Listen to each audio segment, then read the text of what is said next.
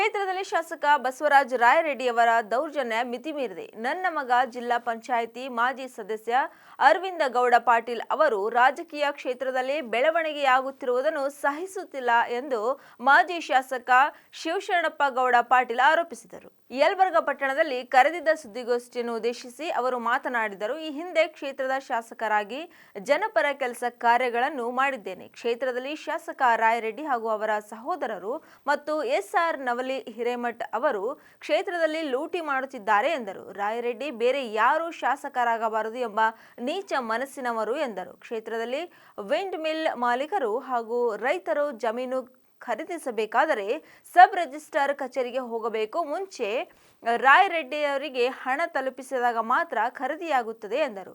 ಅವರು ತಮ್ಮ ಸಹೋದರರು ಕ್ರಷರ್ನಿಂದ ಕಡಿ ಪಡೆಯಬೇಕು ಎಂದು ಗುತ್ತಿಗೆದಾರರಿಗೆ ಕಟ್ಟಪ್ಪಣೆ ಮಾಡಿದ್ದಾರೆ. ಅದನ್ನು ಮೀರಿ ಕಡಿ ಜಲ್ಲಿ ತೆಗೆದುಕೊಂಡರೆ ಬಿಲ್ ತಡೆ ಹಿಡಿಯುವ ಸಣ್ಣತನದ ಕೆಲಸ ಮಾಡುತ್ತಿದ್ದಾರೆ ಎಂದರು.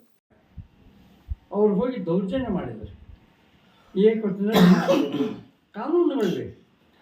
ನೀವೊಬ್ಬರು ಮನೆಗೆ ಹೋಗ್ಬೇಕಾದ್ರೆ ಎಲ್ಲ ಕಾನೂನೇ. ಪೊಲೀಸ್ ಮ್ಯಾನ್ಯೂಲ್ ಅಂತ ಒಂದು ಬುಕ್ ಇರ್ತದೆ. ನನಗೀಗೆಲ್ಲ ಮರ್ತು ಹೋಗಿದೆ. ಈಗ ಮತ್ತೊಮ್ಮೆ ಓದಬೇಕು. ವಯಸ್ಸಾಗಿದೆ, ಏನು ಮಾಡೋದು ಓದಿ. ಇನ್ನೊಬ್ಬರ ಮನೆಯಲ್ಲಿ ಹೋಗ್ಬೇಕಾದ್ರೆ ಅದು ವಿಶೇಷವಾಗಿ ಹೆಣ್ಮಕ್ಳು ಇದ್ದಂಥ ಜಾಗದಲ್ಲಿ ಹೋಗ್ಬೇಕಾದ್ರೆ ಅದಕ್ಕೆ ಪದ್ಧತಿ ಇದೆ. ಒಬ್ಬ PS ಆಗಿ ನೀನು ನನಗೆ ಕೋಆಪ್ರೇಟ್ ಮಾಡಬೇಕು ಅಂದರೆ ಯಾವ ರೀತಿ ಕೋಆಪ್ರೇಟ್ ಮಾಡೋದು? ಪಾಪ ಅವ್ರು 2 ಚೇರ್ ಹಾಕಿ, ಸರ್ ಬಂದಿದ್ದೀರಿ ನೀವು ಮನೆಗೆ, ಕೂಡ್ರಿ, ನಮ್ಮ ಮನೆಯವರು ಇಲ್ಲ, ಕೇಸ್ ಆಗಿದೆ, ಹೋಗಿದ್ದಾರೆ, ನಮ್ಗೆ ಗೊತ್ತಿಲ್ಲ, ಬಂದ್ರೆ ನಿಮ್ಮ ಕಡೆ ಕಳಿಸು ಅಂತ ಹೇಳಿದ್ರು. ತಪ್ಪ ಹೆಣ್ಮಗಳು? ತಪ್ಪ ಅವರು?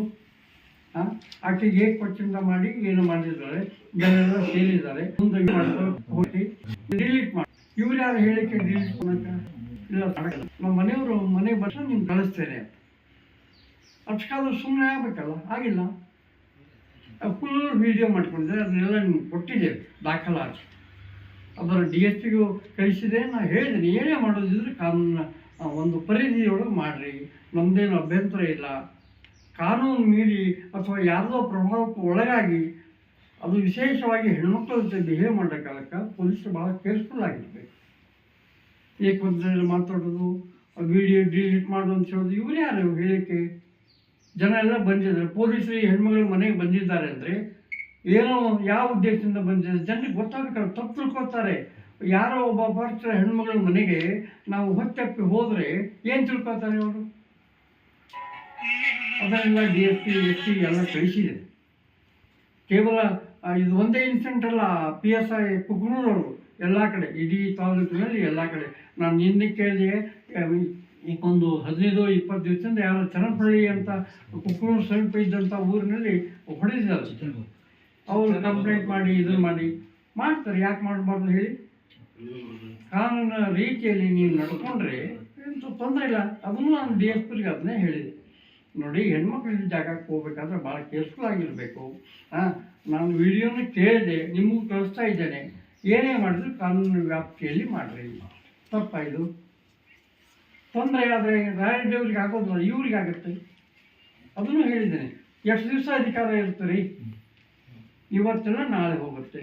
ಯಾರು ರಾಯರೆಡ್ಡಿಯವ್ರ ಮಾತು ಕೇಳಿ, ನವಲಿ ಹಿರೇಮಠರ ಮಾತು ಕೇಳಿ, ಅವ್ರ ಸಹೋದರ, ಅವ್ರ ಹೆಸರೇನು?